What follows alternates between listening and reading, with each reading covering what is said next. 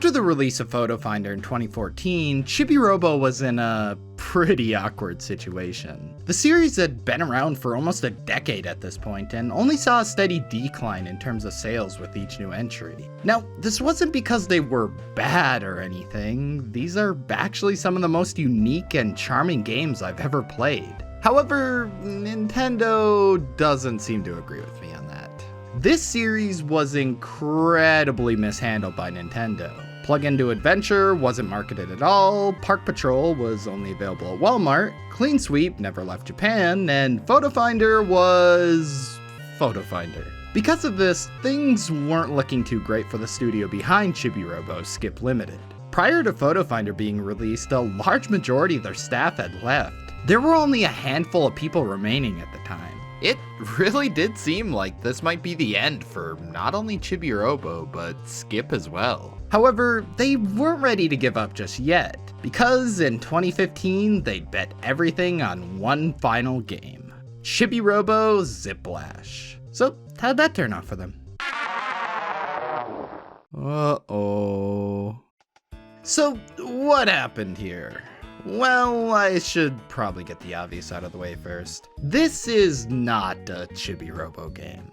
I mean, it is, but only really in name alone. Just look at the logo, for example. This isn't the Chibi-Robo we've grown to know and love. It's a reboot, or a spin-off, I guess you could say. Skip was desperate at the time. They'd even go as far to say that this game might just be their last chance. They couldn't afford to mess this up. The previous Chibi-Robo games had barely managed to sell, so they decided to throw all of that out and play it safe by making Zip-Lash a 2D platformer. To be honest, this was a pretty smart move for them. 2D platformers are arguably the most accessible genre out there. And if they wanted to guarantee this game's success, it'd have to appeal to as many people as possible. Zip-Lash would be revealed during E3 2015 alongside an amiibo, which kinda shows how hard they were trying to push this game. Announcing Zip-Lash during one of the biggest gaming events of the year was definitely a sign of confidence. It was also coming out during the height of the amiibo craze, so including one in the box was a really smart move. It also had a fairly interesting concept. They were able to make it stand out from all the other 2D platformers by emphasizing what made Chibi-Robo unique, his plug. You see, you could use the plug to traverse stages and solve puzzles. Things were looking pretty good for Zip-Lash. But then the game finally came out, and well, you all know how that went. So why did this game review so badly? And is it even that bad to begin with? Let's find out. Zip-Lash starts in space, so I guess we've already jumped the shark here. Chibi-Robo's apparently been promoted? Demoted? I don't know, he's cleaning satellites now. We then learn that aliens are draining Earth of its natural resources, and I mean, does any of this even matter? It's a 2D platformer, you don't pop in something like Mario World for the plot. So we go down to Earth to try and stop them. We're then immediately thrown into a tutorial level and get a taste of this game's mechanics. Like I said before, Zip-Lash is based around Chibi-Robo's plug. You'll use it to grapple your way around stages. It's pretty similar to the mechanic found in Clean Sweep, and it's just as enjoyable to use here. However, this game features two methods of swinging your plug. The standard method is called the Whiplash. The Whiplash can only be aimed in 4 directions and has a pretty short length. It's mostly used in combat situations and some puzzle solving. The Zip-Lash, on the other hand, needs to be charged first before using. However, you can freely aim it and increase the length by collecting these blue spheres. It also ricochets off any walls it comes in contact with. This creates some pretty interesting situations where you need to angle your shot just right to hit your target. It feels really satisfying to pull off, and the game uses it in some pretty unique ways. While these abilities are fun to use, they're not at all perfect. For example, like I said, the Whiplash can only be aimed in 4 directions. This doesn't sound that bad, however, it's not up, down, and side to side like you'd expect. You can only aim left, right, or diagonally up. It just feels weird, like there's this box above me that it wants me to hit, but I can't just aim directly above myself. Instead, I need to jump in just the right way so I can hit the box with this fixed angle. Now, I could use the Zip-Lash to aim wherever I want, but it's a little slow to charge and the aiming is way too sensitive. You aim using the circle pad, but due to how fast the cursor moves, precision aiming is kinda difficult. You can fine-tune your shot with the D-pad, but it just feels like it takes way too long to line up. This game could have really benefited from some type of gyro aiming to give you a little bit more control. Also, gyro aiming is best aiming, don't at me. Now, the game is split into 6 unique worlds. Well, technically 7, but shh, that last one's supposed to be a secret.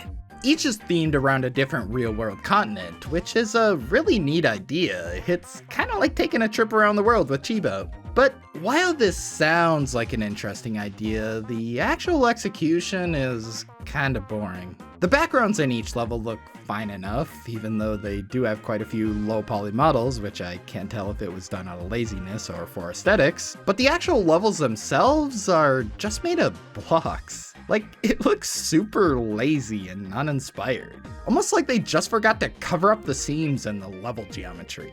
As for the level design itself, it's very hit or miss. Like, the entire first world was a slog to get through. I had to force myself to finish it.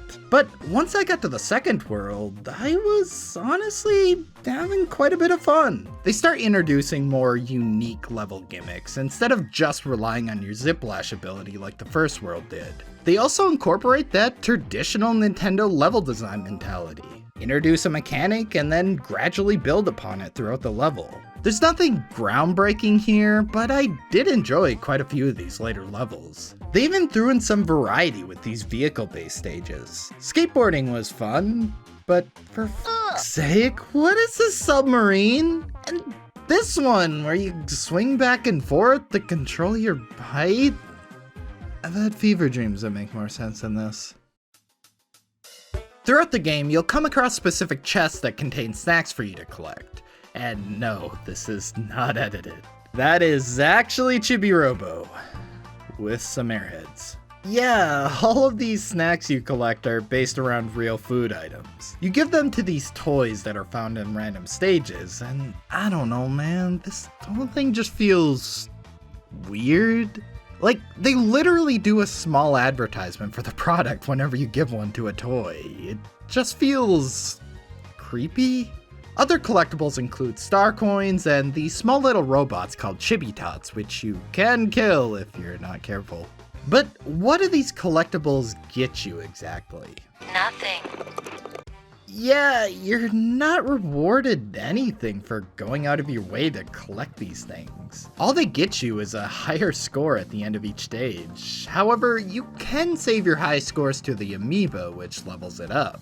Leveling up the amiibo allows you to turn into Super Chibi-Robo, which basically just turns you gold and lets you run faster. Neat, I guess? Not every collectible is useless though. If you collect all the snacks in a world, or save a lost alien in a level, you'll unlock a special costume for Chibi-Robo to wear, and these are honestly pretty cool. Most of them are just generic costumes, but there's also some that are based on Nintendo characters such as Mario and Link. Now, progression in this game is weird. See this? This is the destination wheel. You spin it to see how many spaces you get to move on the level select screen. Yeah, you can't just choose what level you want to go to. You need to spin the wheel and hope you land on whatever number you need to get the level you want. So let's say you just finished level 5 and want to go on to 6. So you spin the wheel and shit, you spawn a 3. That takes you to level 2, which you've already finished. So does the game let you respin until you get a level you haven't done? Nope. It makes you replay that entire level again. This is insane. Like, what's wrong with just choosing the level you want? This doesn't make selecting a level more fun or anything, it's just annoying. And honestly, entirely pointless. Wanna know why? Well, you can just buy the numbers you need, which guarantees you the level you want. And like, it's not even expensive to buy these, so honestly, what's even the point of having this dumb old wheel? It also takes way too long to transition between levels. You need to hit the end goal, watch the dumb old cutscenes, see the game tally up your results, do the amiibo stuff if you're doing that, spin the wheel to choose a level, watch the dumb old cutscene again, leave Chibi-Robo's ship, then you can finally play the level. Why does this take so long? Why do I have to watch Chibi-Robo exit and re-enter the level every single time? Why is this wheel a thing? You know what though? This game isn't that bad. Yeah, it has some weird design choices and the gameplay isn't anything groundbreaking, but honestly, it's kinda decent. Like, I would probably recommend it to somebody that's looking for a decent platformer to play on their 3DS. But if the game's not that bad, what's with all the negative reviews then? Well, you see, I got this game for about $7 brand new. $15 if you count the amiibo, which I bought separately. But when it launched, this game was a full $40. There's just not enough here to warrant that price tag. It's a very standard and kind of boring platformer with a lot of weird quirks, and honestly, if I bought it for full price at launch, I'd be pretty pissed. However, for the price I paid, I feel like I got my money's worth. And that's ultimately this game's downfall. Skip was just too ambitious, too eager to save their company with this game. I honestly feel like if they cut some levels and dropped the pointless brand deals, they could have released it for like $10 on the eShop and it would have been a moderate success. But instead, they tried to push this game as something bigger than it actually was. Skip really wanted this game to succeed, which just makes the fact that things turned out the way they did hurt even more. It's been almost 5 years since this game came out, and we haven't heard any signs of a new Chibi-Robo game coming anytime soon. Skip's website also hasn't been updated since October of 2015, the same month Zip-Lash came out. At this point, nobody really knows if Skip is even still operating. We know they had a name change recently though, thanks to Smash Ultimate's credits. Apparently they're Skip Inc. now instead of Skip Limited? But like, what does that mean? Does anyone even work there anymore? Or do they just kind of exist as a legal entity now? Either way, it seems Zip-Lash not only put the Chibi-Robo series on indefinite hiatus, but the entirety of Skip as well. But do I think Chibi-Robo has a chance to come back in some way? Yeah, but not for a long time. As far as I can tell, the series is kind of co-owned by Skip, Nintendo, and Bandai Namco. While I honestly don't think Skip will recover from this, I could see Nintendo or Bandai Namco reviving Chibi-Robo someday. I mean, if Kid Icarus can come back, anything's possible. They must see some value in the character, like he's managed to survive this long regardless of not really having any successful games under his belt. And hey, he got a Mii costume in Smash, so he's definitely not forgotten. But at this point, who the hell knows? Honestly, I'm just thankful we got the games we did. Nintendo could have totally killed off the series after the first game flopped, but they kept it alive and we got some extremely unique and memorable games because of that. Each entry in the series has its own special feel and identity, even the quote-unquote bad ones.